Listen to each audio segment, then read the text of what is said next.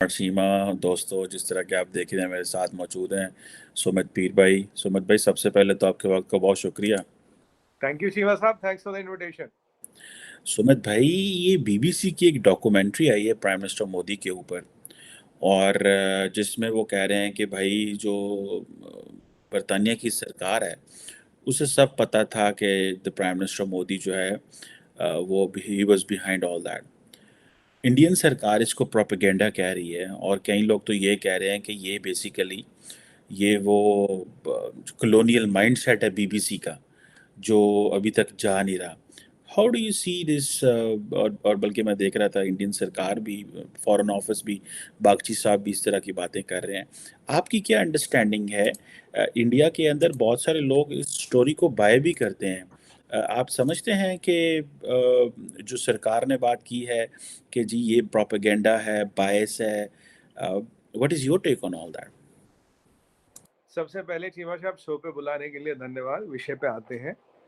देखिए चीमा साहब, कुछ लोग अब भी इंपीरियल हैंगओवर में रहते हैं।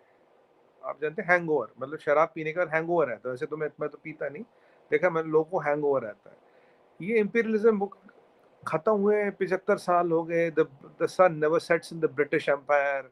अब कुछ कॉमनवेल्थ का झुंझुना बजाते, कॉमनवेल्थ कॉमनवेल्थ, वहाँ लेना एक ना देना तो कॉमन है नहीं, कुछ वेल्थ बांट रहे हैं, वो चीजें चल रही है। अब ये जो कॉलोनियल माइंडसेट है, इंपीरियल हैंगओवर और एक कॉलोनियल ये कॉमनवेल्थ का जो ख्वाब है, जो एक इल्यूजन है, जो मिराज है, उस दुनिया में जो रहते हैं, वो थोड़ा वक्त से पीछे चलते हैं। अब कुछ चीजों पर बात करें, फैक्ट्स पे। अगर ऐसी कोई डॉक्यूमेंट्री वॉक्यूमेंट्री बनी थी तो 22 साल बाद क्यों रिलीज किया? तब रिलीज करते ना जब वो जैक स्ट्रॉ फिर ऑफिस वगैरह में था, तो आप रिलीज करते। जब सेशंस कोर्ट ने, हाई कोर्ट ने, एसआईटी ने, सुप्रीम कोर्ट ऑफ इंडिया ने क्लीन चिट दे दिया। जब 22 साल इन्वेस्टिगेशन चला, उन्होंने क्लीन चिट दिया। जब कांग्रेस के time two out of two third investigation चला, कांग्रेस की सरकार थी, तब क्लीन चिट मिला। सब चीजों का फैसला हो गया। जब ये सारी चीजें सेटल हो गई, तब बीबीसी जागता है और कहता मैं अपने दो कॉरेस्पॉन्डेंट भेज देता हूँ, वो जाके जांच करेंगे, वो जाके डॉक्यूमेंट्री बनाएंगे। देखिए बीबीसी का टीआरपी वीआरपी नेटफ्लिक्स से कम कर दिया, ये ठीक है। अब ऐसी चीजें टीआरपी के लिए थोड़ा फायदा होती, लोग सब्सक्रिप्शन लेंगे, देखेंगे। अब वैसे भी बीबीसी की साइट खोले तो नीचे चिट्ठा लिखा था, भाई साहब कृपया हमें कुछ पैसे दें। मतलब अब बीबीसी, ब्रिटिश ब्रॉडकास्टिंग कॉर्पोरेशन, मैं तो कहता हूँ बीबीएससी, ब्रिटिश बीएस कॉर्पोरेशन। तो ऐसे तो उनकी हालत होगी आज की डेट में। अब चीमा साहब, मतलब आपके कहने का मतलब है, बीबीसी के कहने का मतलब है, हिंदुस्तान की पुलिस, हिंदुस्तान की जुडिशरी, हिंदुस्तान का इन्वेस्टिगेशन, हिंदुस्तान की law and order institute, Hindustan का पूरा यंत्र तंत्र could not find what two for 22 years, what two correspondents went to ground and they cooked up something and they could find. And who gave them that jurisdiction? Who gave them that authority? उनका लोकई क्या, उनकी औकात क्या, उनका मतलब क्या? ऐसे अच्छा, मैंने भी एक झुंझुना देखा है, मुझे लगा मैं आपको बताऊं, अगर इन गोरों को याद ही दिलाना, ब्रिटिशर्स को याद ही दिलाना, तो बीबीसी को मैं काम देता हूँ। बोलो ये मैंने इन्वेस्टिगेशन किया है। बोलो जाके बोलो वो जो ब्लडी संडे था आयरलैंड का, उसका इन्वेस्टिगेशन करें। ये तो तुम्हारे लंबे बाल वाला चर्चिल है, ही is equal or more blood than Mao Zedong and Hitler on his hands. क्यों? Great Bengal famine, great Bengal famine याद होगा आपको, 40 लाख लोग हमारे मरे थे because he diverted the rice. फिर मैं चीमा साहब पे आता हूँ, उस पे जलियांवाला बाग, सबको पता क्या हुआ, कितने सिख भाई हमारे इसने मारे वहां। तो और कहा था मैं तोप ले जाऊंगा अंदर, मैं ले नहीं पाया। उसके बाद आप देखिए, जब ग्रेट बंगाल फेमिन में जब सेकंड राउंड आया, तो कुछ थाईलैंड से अनाज यहाँ आना था, तो इससे थाईलैंड वाला भी डाइवर्ट कर लिया। हिंदुस्तानी अनाज तो बाहर भेजा, थाईलैंड वाला भी डाइवर्ट कर लिया। जब इसको बोला तो नहीं है बाहर, ये डाइवर्ट क्यों किया? बोला Indians breed like rabbits, it's okay. Ireland में आपने क्या किया वो सबको पता। चीजें बनानी उस पर बनाई ना, चीजें बनानी है तो उस पर भी एक और सब्जेक्ट दे देता हूँ। ये जो कह रहे हो ना, 8 साल के महाराज ने तुम्हें कोहिनूर गिफ्ट में दिया, इस पे बनाइए। ये जो 45 ट्रिलियन डॉलर यहाँ से लूट गए थे, इस पे डॉक्यूमेंट्री बनाओ, इस पे अपने लोगों को बताओ। और ये जो तुमने यहाँ हमारा लाइफ, ये हमें फ्रेजाइल 5 पे छोड़ा था, और आज we have taken you as the fifth largest economy by 350 billion dollars, which is more than GDP of Pakistan. उस पे पिक्चर बनाओ, उस पर डॉक्यूमेंट्री बनाओ। डॉक्यूमेंट्री बनानी है तो इस पे बनाओ कि 21% लिटरेसी रेट वाले 80% लिटरेसी रेट पे कहाँ पहुंच गए, फ्रेजाइल 5 वाले टॉप 5 में कहाँ से पहुंच गए। आज हमारा फॉरेन एक्सचेंज रिजर्व तुमसे ज्यादा कैसे, आज हमारा मिलिट्री पावर तुमसे ज्यादा कैसे। पीछे उन्होंने एक सैटेलाइट लॉन्च करने की कोशिश की थी कुछ दिन पहले, वो रॉकेट ही फट गया वहीं। तो आपसे कम्पीट करे रॉकेट फटने में। तो ये जो चीजें हो रही इस पे कम्पीट करें ना। और $45 trillion is equal to 50% of global GDP. We were at 25 30 to 33% of GDP जब आए तो 1% पे छोड़ के चले गए। ये जो खून चूसा है, ये जो निचोड़ा है यहाँ से, इसका इस पे डॉक्यूमेंट्री बनाए। और लोग सच कहते हैं, the London was never built, they looted the whole world and build London. London was never built on sweat and money. Cheema साहब, जब आपके घर अपने शीशे के, लोगों के घरों पे पत्थर नहीं मारते। यहाँ तो कुछ मिलेगा नहीं, 2 दिन की पब्लिसिटी मिलेगी, 2 दिन का शीशा मिलेगा, पर तुम्हारे गड़े मुर्दे उखड़ गए तो दुनिया में कहीं खड़े रहने लायक नहीं रह जाओगे। और अब मैंने कहा ना, बीबीसी नहीं, बीबीएससी, अब नया नाम आ गया उसका। और एक और बात बताऊं, और ये सारों का इनका करता धरता, इनके प्रधानमंत्री हमारे भाई ऋषि सुनाक जी ने क्या बोला, I don't agree to it. आपके पाकिस्तान ओरिजिन के एक एमपी खड़े हुए थे बोलने के लिए, खड़े हुए थे, ये मोदी डॉक्यूमेंट्री, वो बोला I do not agree to it, काम खत्म।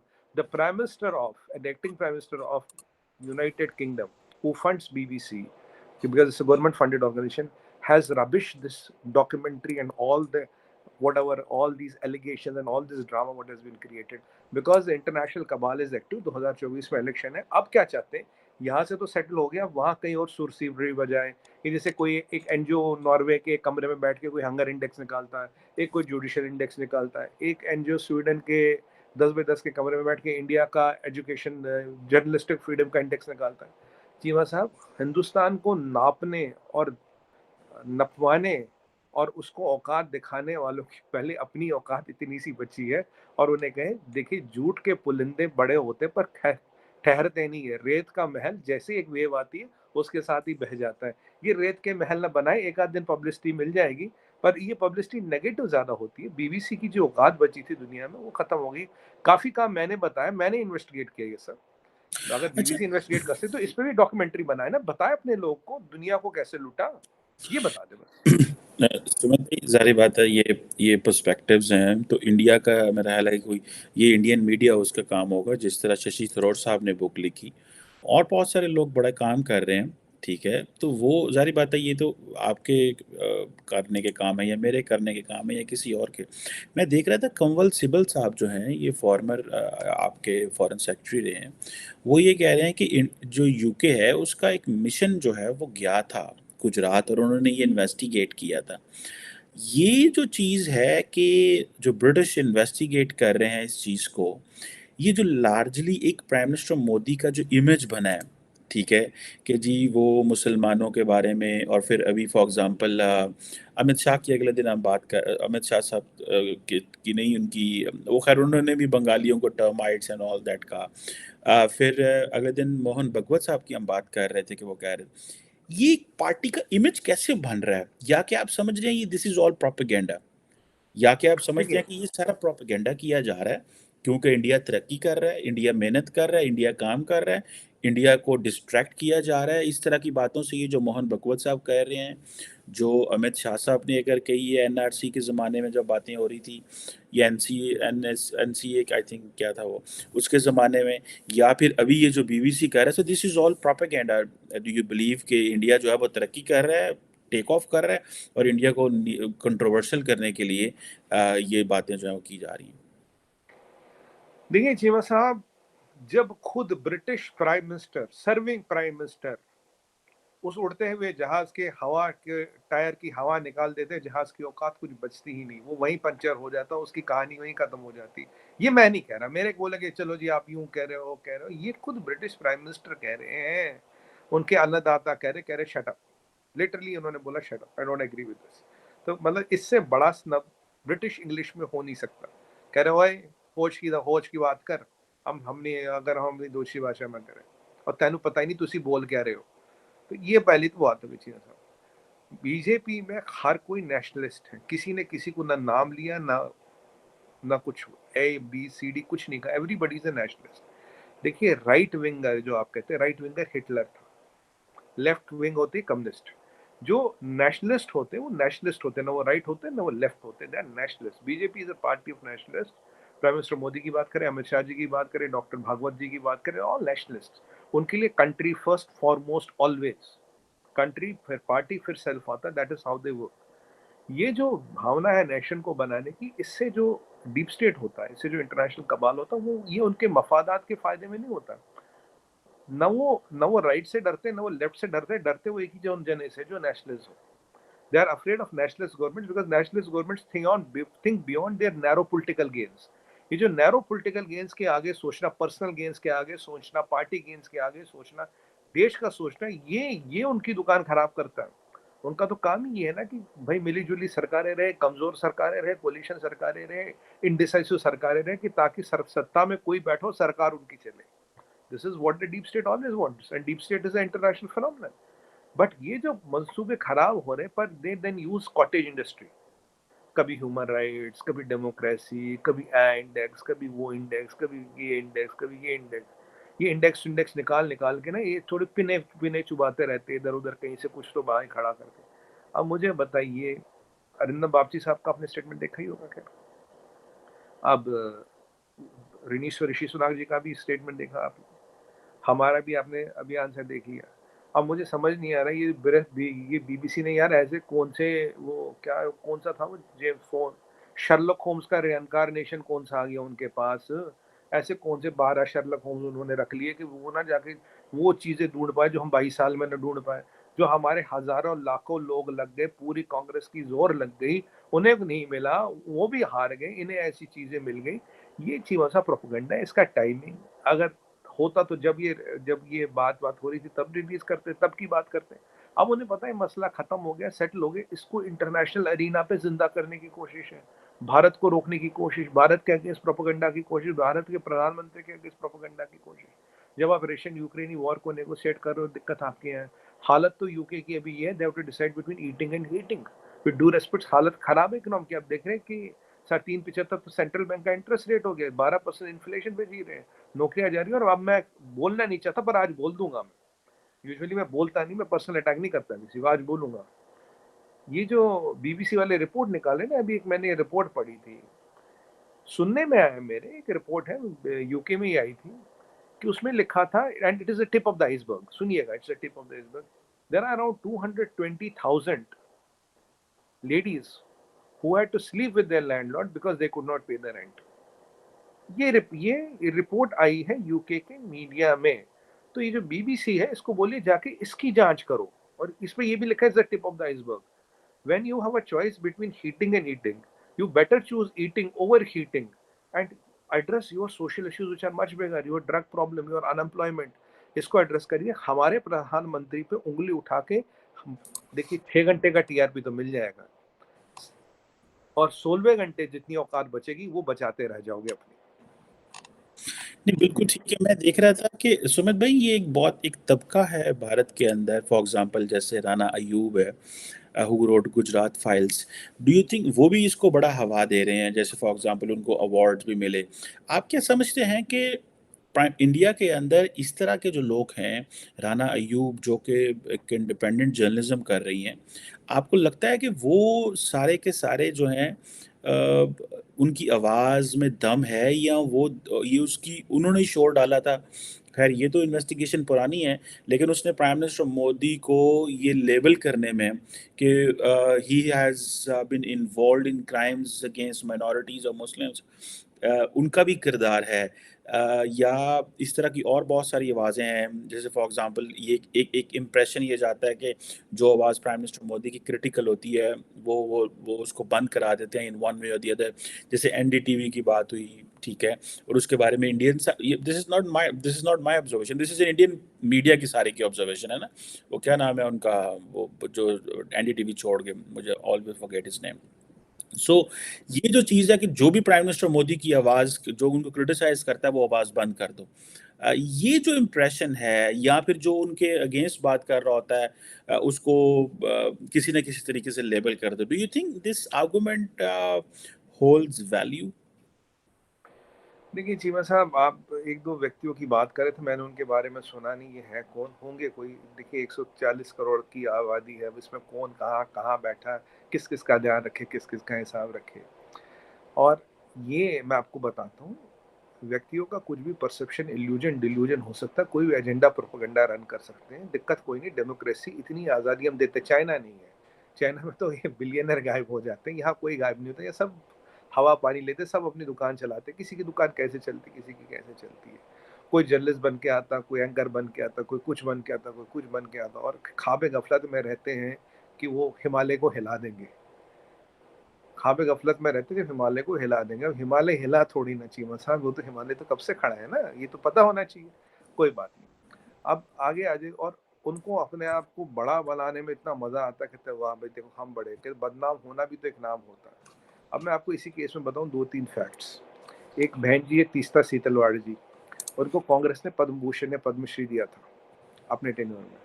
अब जब सुप्रीम कोर्ट का भी जजमेंट आया तो सुप्रीम कोर्ट ने कहा कि इसके बाद उनको अरेस्ट किया गया, एटीएस ने, एंटी टेररिस्ट स्क्वाड ने इनको अरेस्ट किया गया कि आपने ये सारे फैब्रिकेटेड केस डाले, आपने सारा माल मसाला बनाया, आपने ये प्राइम मिनिस्टर को फंसाने की कोशिश की थी, आपने सारा फसाड बनाया, आपने लोग के इमोशंस को यूज किया टू मैनिपुलेट द केसेस।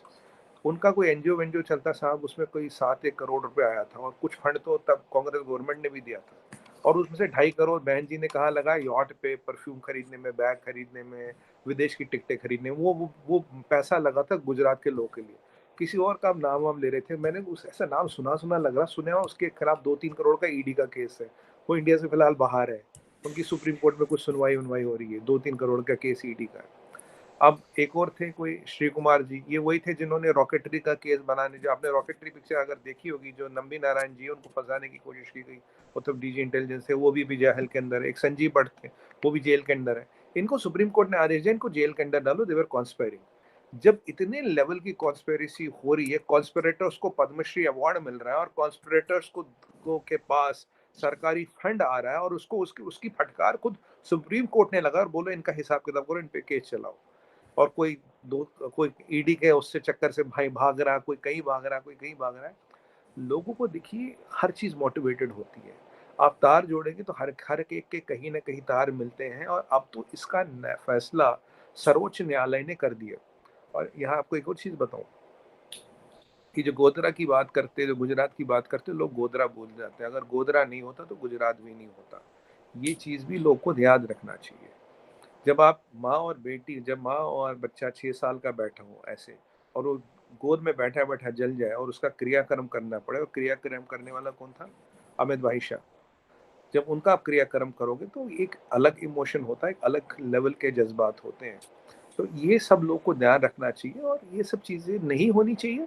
और अब जो चीजें हो गई, राजधर्म का फॉलो हुआ, अब किसी को इस पे रोटियां सेकनी है। देखिए ये वही वाली बात है कि इंडिया पाकिस्तान वर्ल्ड कप की आज आप और मैं कमेंट्री कर ले और बताए कि सचिन तेंदुलकर ने अच्छा खेला है, रमीज राजा का जो वेल लेफ्ट था वो वेल लेफ्ट नहीं होना चाहिए। बोलेंगे सुमित भाई उसके तो 20 साल हो गए। वही वाली वर्ल्ड कप हो गया, फैसला हो गया, काम खत्म हो गया, काहे की कमेंट्री कर रहे हो, क्या कर रहे हो? 5 6 घंटे के लिए बीबीसी इतना डेस्परेट है कि 6 घंटे की टीआरपी के लिए इस हद तक जाएगा। अच्छा चीमा साहब कुछ कुछ मदद मदद कर दो उनकी, देखो हालत खराब है उनकी, बड़ी सुमित दिक्कत भाई, है। सुमित भाई, ये इंडिया में ये कहा जा रहा है कॉलोनियल माइंडसेट, हर बंदा कह रहा है जी कॉलोनियल माइंडसेट। अच्छा, अगर ये कॉलोनियल माइंडसेट है तो क्या आप समझते हैं कि इंडिया somehow is thinking कि यार ये जो बरतानिया वाले हैं ना, इनकी तबीयत ठीक नहीं है, इनको, इनकी जो है वो, ये हमसे पीछे रह गए, इकोनॉमी इनकी अच्छी नहीं है, ये जो है वो नंबरों में थोड़ा वो है, इनको हमारी ज़रूरत है। कोई लोग बायकॉट करेंगे, कोई जिस तरह बायकॉट अमूमन होता है, देखते हैं कि इसको नफ़रत की निगाह से जाना छोड़ देंगे बरतानिया, या कारोबार बंद किया जाएगा, या इस तरह की चीज़ें, या कि नॉर्मली ये जो चीज़ें हैं ये मीडिया के हवाले छोड़ दी जाएंगी और लोगों के हवाले छोड़ दी जाएंगी। आपको क्या लगता है क्या इम्पैक्ट पड़ सकता है? क्योंकि जैसे जैसे इंडिया का रोल, जो मुझे मुझे समझ आ रही है, रोल बढ़ेगा, इंडिया मेन स्ट्रीम लाइट में ग्लोबली आएगा, तैसे तैसे जो इंटरनेशनल मीडिया है वो प्राइम मिनिस्टर मोदी का जो माजी है उसको वो घसीटेंगे। दिस इज देखें, prime minister Modi is not an आम आदमी नहीं है वो, ठीक है। वो जारी बात है भाई, 130 40 करोड़ लोगों का वजीर आजम है, and he has a history, ठीक है जी। और उस हिस्ट्री के ऊपर जो है वो लोगों ने क्वेश्चन लगाए हुए हैं, ठीक है। सो ये जो चीज़ है ये कैसे इंडिया इंग्लैंड बर्तानिया को कह देगा कॉलोनियल माइंडसेट, कल को फ्रांस में कहीं छप जाए, कल को अमेरिका में कहीं छप जाए, कल को कहीं और में इस तरह की खबरें आनी शुरू हो जाएं। सो हाउ विल, जैसे अल जजीरा कर लेता फॉर एग्जांपल, वो तो उसको क्या कहेंगे, उसको उसको क्या नाम देंगे? सो ये जो चीज़ है, हाउ इंडिया, एक लार्जली सवाल तो बनता है कि इंडिया कैसे इन चीज़ों को डील करेगा, और इंडिया खास तौर पे बर्तानिया के साथ कुछ चीज़ें डाउनग्रेड करेगा, कोई झंडे जलाएगा, इस तरह की चीज़ें भी सोची जा रही हैं। चीमा साहब, आप ना, आपके हाथ में बस वो केरोसिन की बोतल और माचिस दोनों साइड में एक जेब में लेके घूमते हो, कहते हैं यार चलो कोई नहीं, जाते जाते नहीं, मैं केरोसिन सवाल केरोसिन छोड़े सवाल और माचिस। नहीं, जवाब सच दूंगा मैं में, आपके नहीं नहीं, सवाल। मैंने जो सवाल किया इसमें क्या जान नहीं है आप हाँ, नहीं मुझे। नहीं मैंने नहीं, कहा कि बिल्कुल बर्तानिया मतलब, को तो आप कॉलोनियल कह देंगे भाई, फ्रांस, अल जजीरा, उधर न्यूयॉर्क टाइम्स, ये बाकी जो लोग हैं इनको क्या कहेंगे? जी बिल्कुल आ रहा हूँ, मैं बताता हूँ। देखिए चीमा साहब, बर्तानिया में हमारा भाई ऋषि सुनाक अभी प्रधानमंत्री है, कोई दिक्कत नहीं। जो बर्तानिया हो, अमेरिका हो, यूरोप हो, कहीं पे भी जो प्रोपेगेंडा चलाएगा उसके खिलाफ बोलेंगे, उसकी प्रोपेगेंडा को चौराहे पे ले जाके नंगा कर देंगे। प्रोपेगेंडा को, हमें देश से कोई मतलब नहीं, हमें कॉमन शहरी से कोई मतलब नहीं, हमें शासन प्रशासन से हमारा कोई बैर नहीं है। पर ये जो प्रोपेगेंडा चलाते हैं, तो propaganda has to be called out, चाहे वो कहीं से भी आए, किसी की भी आए, उसको हम, we are not going to attack the country for the propaganda, and that is what the cabal and the deep state wants us to do।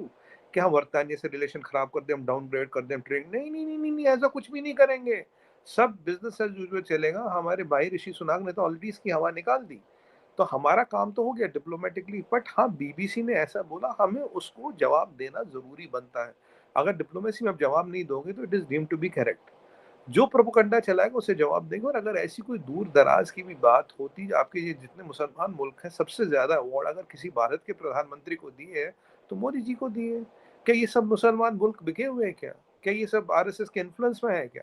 क्या क्या इन सब पे मोदी जी का इतना जादू चलता है कि अपने highest civilian order Modi ji को दिए, मंदिर बनाने की जगह दे रहे, ये दे रहे? क्योंकि ये मुसलमान मुल्क जानते हैं, इनकी इंटेलिजेंस जानते हैं, इनकी कम्युनिटी जानती है यार ये सब प्रोपेगेंडा, ये तो सब वो मीडिया, आप जानते हो मीडिया कैसे चलता है, टीआरपी के लिए कुछ भी कर सकता है।